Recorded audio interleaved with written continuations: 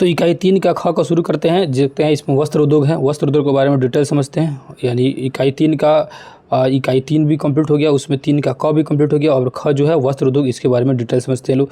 वस्त्र उद्योग मतलब आपको समझ ही आ रहा है कि वस्त्र से रिलेटेड कोई भी उद्योग होगा। अब यहाँ देखेंगे तो बहुत सारी चीज़ें लिखी गई है, जैसे बनारसी कपड़ा, बनारस फेमस है। सूती जो कपड़ा है, सूती सिल्क वाला कपड़ा है, ये भागलपुर में। काजीकरम जो कपड़ा मिलता है ये तमिलनाडु की साइड में मिलता है। शिफॉन कपड़ा, शिफॉन की साड़ी वगैरह मिलता है ना। उसके बाद कोटा राजस्थान में है ना। पोचमपल्ली कपड़ा ये तमिलनाडु, आंध्र प्रदेश और तेलंगाना सब जो एरिया मिलता है। उसके बाद संबलपुरी, बंदनी, मणिपुरी, गढ़वाल, जामदानी है ना। उसको कोसा सिल्क, ये सब नीलम दंग, ये सब क्या है, साड़ी के इतने प्रकार है। ये सब क्या है, साड़ी के प्रकार बता रहा हूँ। बनारसी साड़ी, सूती साड़ी, सिल्क साड़ी, काजीवरम, शिफॉन, कोटा, पोचमपल्ली ना, संबलपुरी, बंधनी ना। उसके बाद से मणिपुरी के बाद आ जाओगे तो गढ़वाल, जामदानी, फिर कोसा सिल्क, नीलम दंग, ये सब क्या है, साड़ी के प्रकार है। तो जो साड़ी वगैरह पहनते होंगे है ना, तो बहुत सारे बच्चे जानते होंगे, ठीक है, याद रखिएगा ना। इसमें बहुत सारा कभी कभी क्वेश्चन पूछता है पोचमपल्ली वाला, तो ये तमिलनाडु, आंध्र प्रदेश और तेलंगाना वाला क्षेत्रों में पाया जाता है, ठीक है। उसके बाद से काजीवरम वाला पूछ देता है, तो ये तमिलनाडु का फेमस साड़ी है, ठीक है। आगे आ जाइए। उसके बाद लिखा हुआ है यहाँ पहले तो ढाका का मलमल, मसूलीपट्टनम का छीट, सूरत और बड़ोदरा का सोनहरी जड़ी, लखनऊ का चिकन और अपनी गुणवत्ता और डिज़ाइन के लिए काफ़ी ज़्यादा प्रसिद्ध थे, फेमस थे, ठीक है। याद रखिएगा ये सब जगहों पर मिलता है। धागे से कपड़े बुनना एक प्राचीन कला है। भारत में बहुत पहले से ऐसे भी धागे बनाया जा रहा है, ठीक है। ऐसा माना जाता है कि हम लोग जो सूती वस्त्र बनाने का है ना, वो हम लोग को आ रहा है, कपास का उत्पादन आ रहा है कहाँ से, सिंधु घाटी सभ्यता से ही चलते आ रहा है, ठीक है। बहुत पुराना इतिहास है भारत में कपड़ों का उत्पादन का, ठीक है ना। अब तो केले के थम से भी रेशे निकाल कर वस्त्र बनाए जाते हैं। आप बताओ, केला का थम से भी कपड़ा बन रहा है, याद रखिएगा। ये इंपॉर्टेंट क्वेश्चन बन जाता है, पूछ देगा निम्न में से किससे कपड़े बनाए जाते हैं, तो हम लोग को तो केला का थम समझ आएगा नहीं, मतलब ऑप्शन में कभी डालेंगे नहीं। याद रखना, केले के थम से भी कपड़ा वगैरह बन रहा है, ठीक है। आगे आ जाइए, आगे जानते हैं। यहाँ लिखा है टेक्सटाइल वर्ड, मतलब इंग्लिश में होता है कपड़े की बुनाई को क्या कहते हैं, टेक्सटाइल बोलते हैं, ठीक है, याद रखना, ठीक है। यहाँ लिखा, आज से 250 वर्ष पहले कपड़े की बुनाई के हाथ करघे से की जाती थी, लेकिन बाद में बिजली की करघे चलाई जाने लगी और कई मशीनें वगैरह आ गई जिससे कपड़ा वगैरह बनाया जाता। 250 वर्ष पहले यानी 250 वर्ष पहले जो था किससे बनाया जाता था, तो करघा से बनाया जाता, ठीक है। आगे जी, आगे देखने की कोशिश करते हैं इसमें क्या दिया है। 19वीं शताब्दी, यहाँ देखिए लिखा हुआ है, हमारे देश में जूट और कपास तथा रुई की गाढ़े नीलामी के माध्यम से खरीदकर विदेशों में ले जाया जाता, फिर वहाँ कपड़े बनाकर उसको बेचा जाता था। अपने देश में पहला मील, देखो ध्यान से, ये क्वेश्चन पूछा हुआ था बीपीएससी में ही क्वेश्चन पूछा था, ये भी क्वेश्चन आया था बीपीएससी में, ठीक है ना। यहाँ आया हुआ था ये वाला 1854 और 55 वाला आया था, ठीक है। 55 वाला शायद आया था, वो बताऊँगा आगे होगा। 1818 ईस्वी में कह रहा है कि अपने देश में पहला कपड़ा मिल 1818 ईस्वी में कलकत्ता में लगाई गई थी, लेकिन असल कामयाबी जो ये लगाया गया था, क्वेश्चन पूछेगा पहली बार कपड़ा मिल लगाने का प्रयास कब किया गया था, तो 1818 में कहाँ, कोलकाता में। लेकिन असल कामयाबी यानी सफल रूप से, क्वेश्चन पूछेगा सफल रूप से पहली कारखाना कहाँ लगाया गया था, तो 1854 ईस्वी में लगाया गया, मुंबई में कपड़े की मिल लगाई गई। तो सबसे पहले कपड़ा का मिल लगाया गया था सफल रूप से 1854 मुंबई में, और प्रयास किया गया था 1818 कोलकाता में, याद रखिएगा, ठीक है। उसके बाद से महाराष्ट्र, गुजरात, बहुत सारे क्षेत्रों में है ना क्या किया जाता है, ये सब लगाया जाता है। वस्त्र उद्योग बहुत तेज़ी से बढ़ रहा है, ठीक है। आगे आ जाइए, आगे जानने की कोशिश करते हैं। अब यहाँ लिखा हुआ एक वर्ड याद रखिएगा, शुरू में मशीनों द्वारा कपास से क्या किया जाता है, बीज निकाला जाता है। शुरू में क्या किया जाता है, मशीनों द्वारा कपास से बीज निकाला जाता है, जिसे हम लोग गिनिंग कहते हैं। क्या कहते हैं भैया, तो याद रखना, गिनिंग माने क्या होता है, मशीन द्वारा क्या करना, मशीन द्वारा कपास के बिया जो होता है, बीज होता है, उसको बाहर निकाला, गिनिंग कहलाता है, ठीक है। इसके बाद कपास को इकट्ठा करके तैयार किया जाता है, उसके गांठों द्वारा कपास से धागे बनाए जाते हैं, फिर उस धागों की सहायता से कपड़ा तैयार वगैरह किया जाता है, ठीक है। तो याद रखना, बीज अलग करना, गिनिंग कहलाता है, ठीक है, गिन के अलग करना, इसीलिए गिनिंग कहलाएगा, ठीक है। आगे आ जाइए। अब यहाँ लिखा है कि ये रेशे प्राकृतिक प्राप्त होते हैं। तो अब जो प्राकृतिक रेशे होते हैं वो भेड़ बकरियों के ऊन से, कोकून के सिल्क से, पौधे से कपास, ये जूट वगैरह है ना। कुछ मानव निर्मित होते हैं जैसे कि नायलॉन, पॉलिस्टर, एक्रेलिक, रेयन, ये सब क्या होता है, मानव निर्मित होते हैं। तो ये रेशे कैटेगरी बताया, दो तरह का रेशा होता है, एक तो मानव निर्मित है, दूसरा प्राकृतिक रेशा होता है, ठीक है। आगे आ जाइए। यहाँ लिखा हुआ है, कपास का उत्पादन गुजरात, महाराष्ट्र में खूब होता है, क्योंकि वहाँ की मिट्टी आर्द्रता उसके उत्पादन के लिए अनुकूल है, ठीक है। तो याद रख रहा है ना, कपास का उत्पादन गुजरात और महाराष्ट्र में ज़्यादा होता है, ठीक है। आगे आ जाइए। सूती वस्त्र उद्योग एक के ना स्वच्छंद उद्योग है, क्या भैया, तो स्वच्छंद उद्योग है। सूती वस्त्र उद्योग क्या है, तो स्वच्छंद उद्योग है, ठीक है। आगे आते हैं, आगे जानने की कोशिश करते हैं। अब यहीं एक वर्ड लिखा है कोकून। कोकून से रेशम के धागे तैयार किए जाते हैं। कोकून क्या होता है? जो कीड़ा होता है ना, रेशम कीड़ा, उसको पालन पोषण करना है ना। तो और जो उसी रेशम के कीड़े के अंदर ही होता है कोकून, उसी से रेशम के धागा निकाला जाता है। ठीक है, क्या होता है कीड़े में एक प्रकार का रस निकलता है जिसे हम लोग क्या कहते हैं? कोकून, जिसे कोकून बनता है, वही कोकून से हम लोग धागा बना लेते हैं। ठीक है, भागलपुर में सिल्क कपड़े में बनते हैं और ऐसा मेरी भाभी बताती हैं। मेरी भाभी बताए ना बताए, लेकिन भागलपुर में रेशमी कपड़ा यानी सिल्क के लिए फेमस है। और ये क्वेश्चन भी बीपीएससी में पूछा हुआ है, पूछा था कि निम्न में से सिल्क कपड़े के लिए फेमस है कौन है? तो भागलपुर यानी बिहार। ठीक है, भागलपुर। ठीक है, याद रखिएगा। आगे जी, आगे जानते हैं। यहाँ रेडीमेड कपड़े की बात कर रहा है कि रेडीमेड कपड़ा क्या। ठीक है, अब यहाँ देखेंगे तो लिखा हुआ है क्या कि कमीज और पैंट बनाने वाली कुछ ब्रांडेड कंपनियों का नाम। तो बहुत सारी ब्रांडेड कंपनियां हैं। ठीक है, जैसे ना पीटर इंग्लैंड है, रेमंड है, कॉटन काउंट्री है, लेविस है, फैब है इत्यादि। ये क्या बॉयज़ के कपड़े हैं, बॉयज़ सबके कपड़े। इस मतलब गर्ल्स का भी मिलता होगा, पता नहीं मुझे, है ना वो।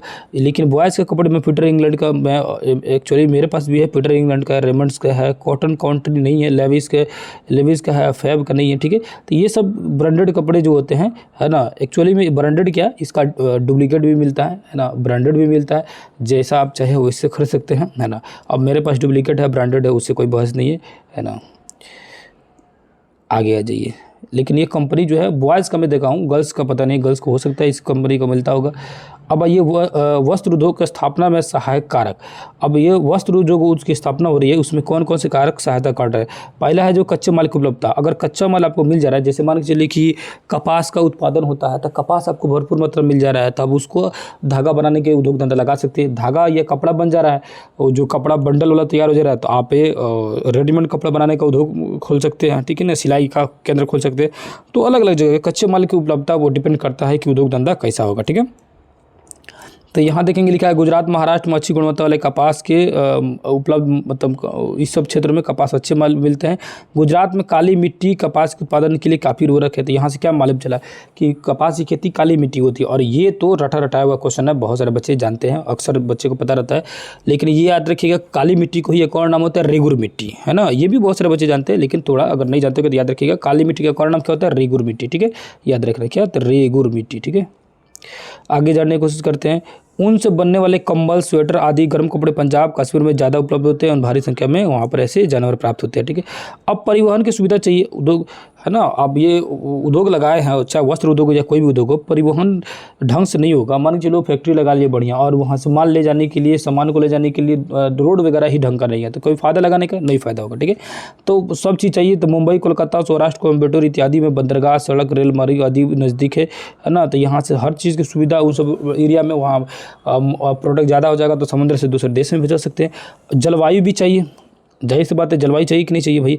तो किसी भी चीज़ का उत्पादन कर रहे हैं तो वहाँ का जलवायु आपके लिए अनुकूल होना चाहिए, आपके लायक होना चाहिए, तभी वहाँ पर उद्योग धंधा को स्थापित किया जा सकता है। ठीक है, जैसे देखेंगे तो लिखा हुआ का ना, धागे गांठे में पड़ जाती है तथा कपड़े की बुनाई अच्छी से हो और मजबूत नहीं हो पाएगी तो क्या हो जाएगा? बेकार हो जाएगा, है ना। तो क्या चाहिए? जलवायु नम नहीं रहने पर क्या हो जाएगा? कपास के रेशे टूटने लगते हैं। अब यहाँ एक क्वेश्चन बन जाता है, देखो, एक जलवायु अगर थोड़ा सा नमी नहीं रहेगी, है ना, तो कपास के रेशे क्या होता है? निर्मित कपास से जितने भी रेशे निर्मित किया जाता है वो सब क्या होता है? टूटने लगता है। ठीक है, तो यानी कि वस्त्र उद्योग के लिए जलवायु कैसी चाहिए? नम्र जलवायु चाहिए, नम जलवायु, यानी कि थोड़ी गर्मी ज़्यादा नहीं चाहिए, कम गर्मी चाहिए। ठीक है, तो याद रखना, क्वेश्चन पूछ सकता है कि वस्त्र उद्योग के लिए निम्न में से किस तरह की जलवायु चाहिए? तो नम्र जलवायु चाहिए, नम जलवायु। ठीक है, आगे आते हैं पूंजी, है ना, पूंजी की उपलब्धता। ठीक है, पूंजी की उपलब्धता, पूंजी की उपलब्धता मतलब मुंबई, कोलकाता, अहमदाबाद जैसे स्थानों पर क्या होता है? पर्याप्त पूंजी की ना निवेशक उपलब्ध है। ठीक है ना। तो ये पूंजी मतलब क्या होता है? अभी जस्ट ऊपर बताया हूँ, है ना, पिछले जो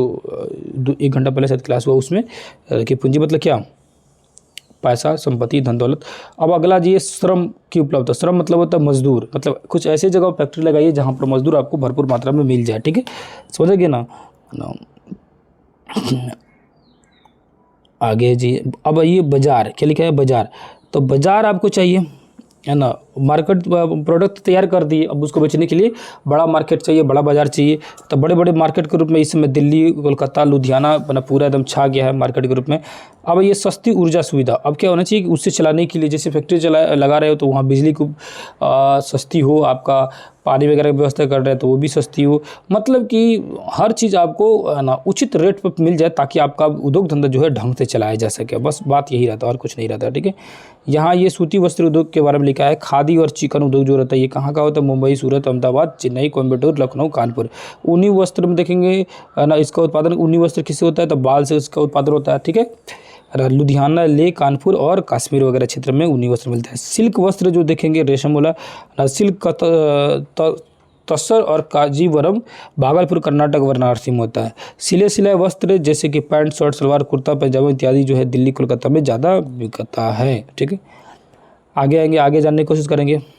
यहाँ पर देखेंगे क्या चीज़ें दी है, यहाँ से शुरू करेंगे। सूती रेशे में विश्व व्यापार में हमारे देश की भागीदारी काफ़ी महत्वपूर्ण है। यह कुल अंतर्राष्ट्रीय व्यापार का 1/4 भाग है, यानी भारत जो है लगभग 1/4 जो है पूरी तरह से कब्जा करके रखा हुआ है वस्त्र उद्योग में, ठीक है।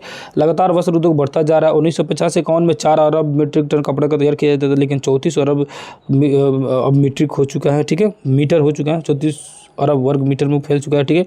आएंगे तो पारंपरिक वस्त्र उद्योग को कृत्रिम धागे यानी सिंथेटिक है ना वस्त्र उद्योग की कड़ी चुनौती मिल रही है, ठीक है। आगे जी है ना,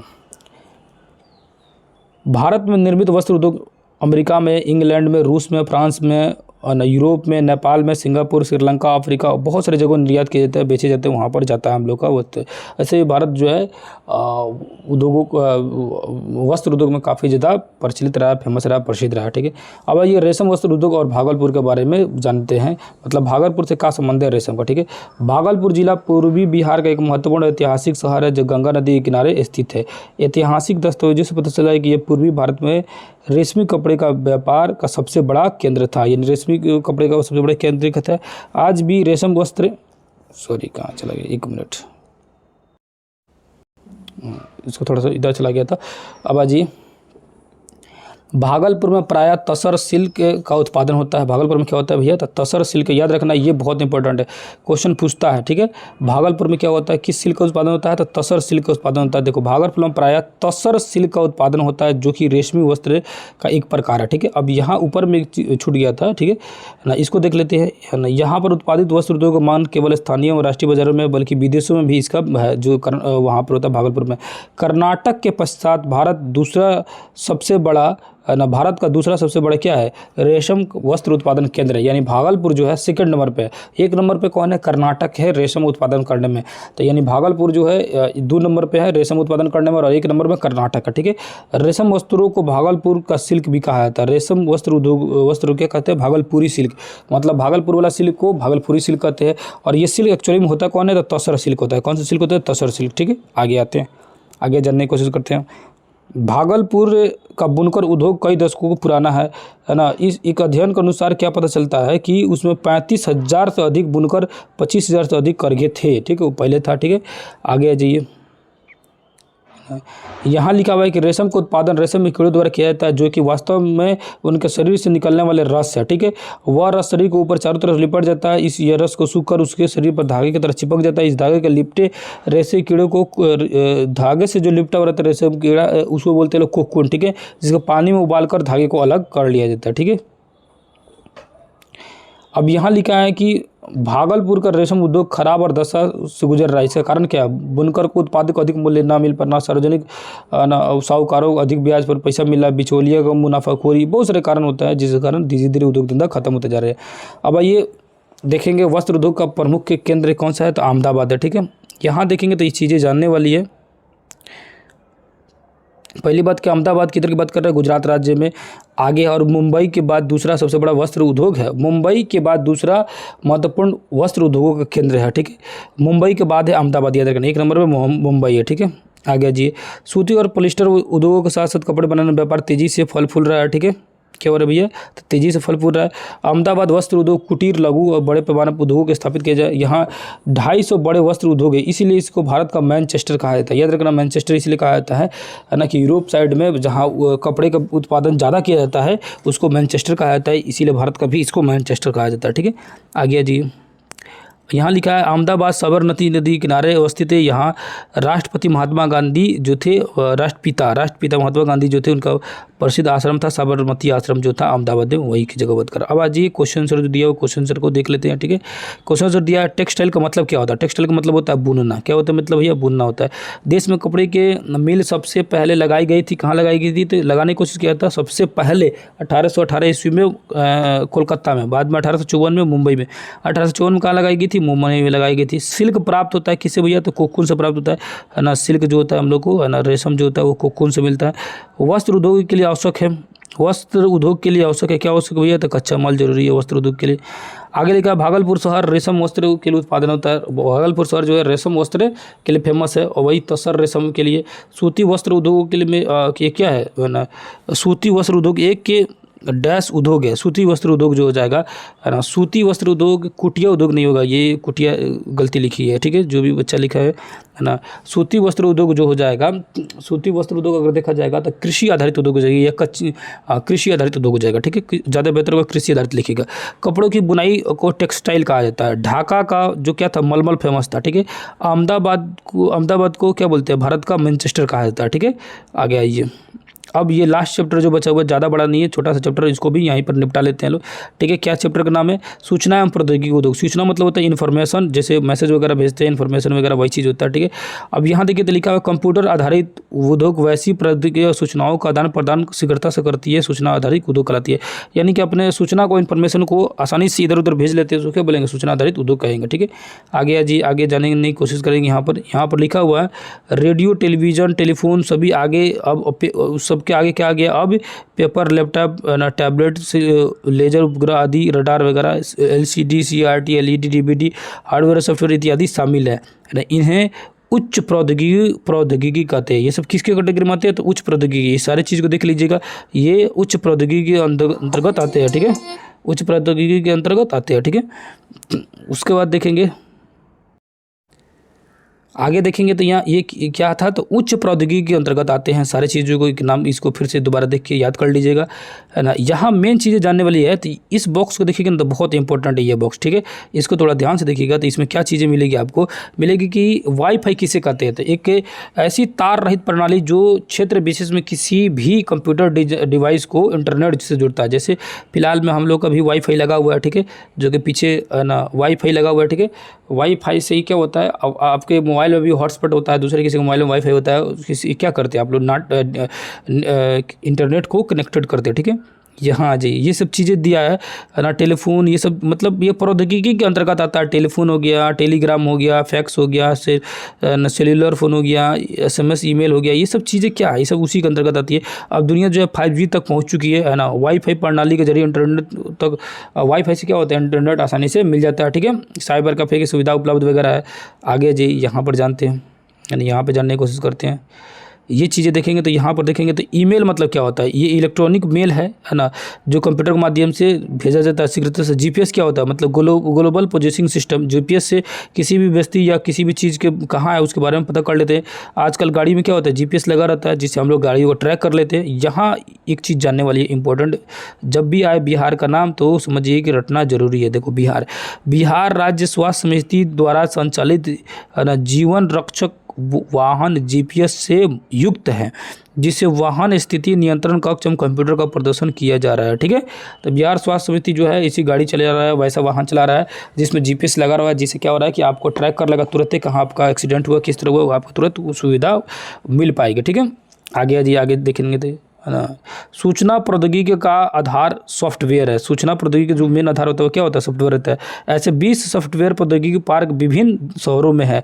सॉफ्टवेयर का विकास करने के लिए विशेषज्ञों का दल 24 घंटे अलग अलग शिफ्टों में काम करता है। पटना के गांधी मैदान स्थित बिस्कोमान भवन और रांची के सामलोंग में ऐसे सॉफ्टवेयर पार्क है। तो पूछेगा सॉफ्टवेयर पार्क कहाँ है, तो पटना के गांधी मैदान में, जहाँ बिस्कोमान भवन है। ये तो बिस्कोमान भवन हम लोग देखे हुए हैं लोग, है ना। बिस्कोमान भवन मतलब उसी के पास में आदमी रहता है तो जानता है, ठीक है।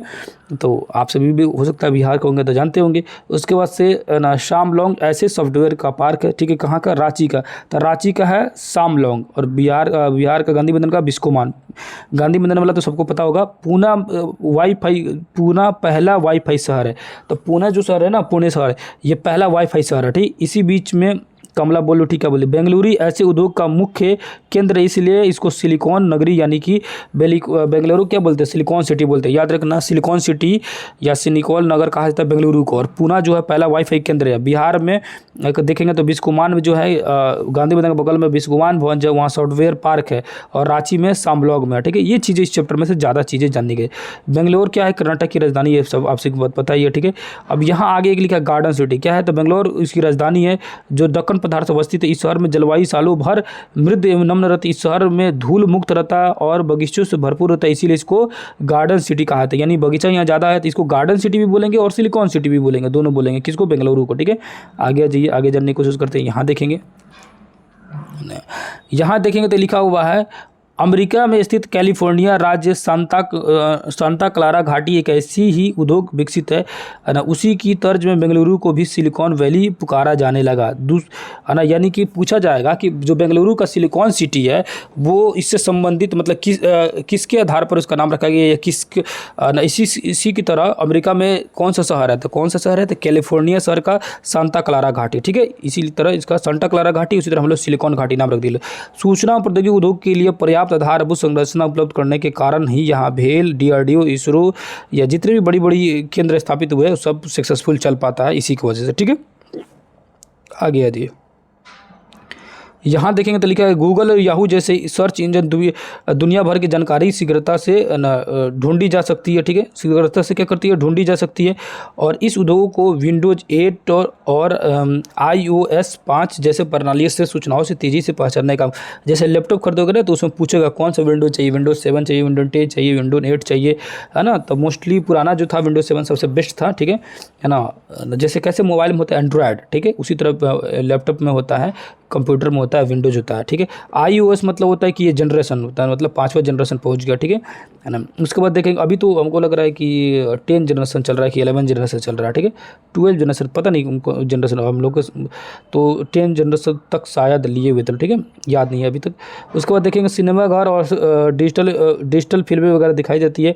उसके बाद आगे आ जाएंगे तो टीवी पर दिखाए जाने वाले विभिन्न चलन प्रौद्योगिकी से कारण ही संभव, मतलब कुछ भी जितने भी इंटरनेट से जो चल रहा है वो सब इंटरनेट के कारण ही संभव हो पाते, अन्यथा नहीं हो पाते। अब आते हैं हम लोग क्वेश्चन आंसर में। सूचना प्रौद्योगिकी के अंतर्गत शामिल नहीं है, क्या शामिल नहीं है भैया, तो बताइए, तो इसमें से क्या शामिल होगा। सेलुलर फोन होबे करेगा, उपग्रह, ईमेल होगा, अंतर्राष्ट्रीय पत्र जहाँ आ जाएगा तो ये तो शामिल नहीं होना।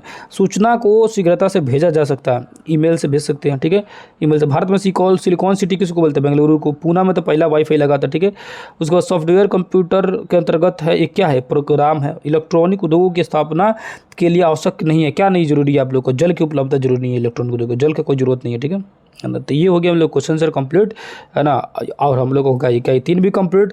अब ये कंटिन्यू वीडियो 1-1 घंटे में अपलोड होते रहेगा, और इकाई 4 भी आज ही शाम तक इसको भी डाल दूंगा, और बहुत कोशिश करूंगा कि इकाई 5 भी हो जाए। आप लोग कमेंट कीजिएगा कि क्या इकाई 5 को भी कोशिश किया जाए, मेहनत किया जाए, उसको भी अपलोड कर दिया जाए, क्योंकि टाइम कम है। बच्चे बहुत ज़्यादा कमेंट करते हैं कि जल्दी जल्दी सिलेबस को कंप्लीट कीजिए, तो थोड़ा कमेंट कीजिएगा कि 4 और 5 दोनों को कंप्लीट कर दिया जाए, कि सिर्फ 4 ही बताया जाए। ठीक है, 4 तक ही रोक दिया जाए।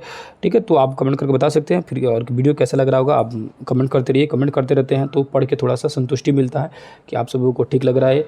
तो फिर किसी दूसरे क्लास में मिलेंगे, तब तक के लिए धन्यवाद, नमस्कार, अस्सलाम वालेकुम, जय हिंद, जय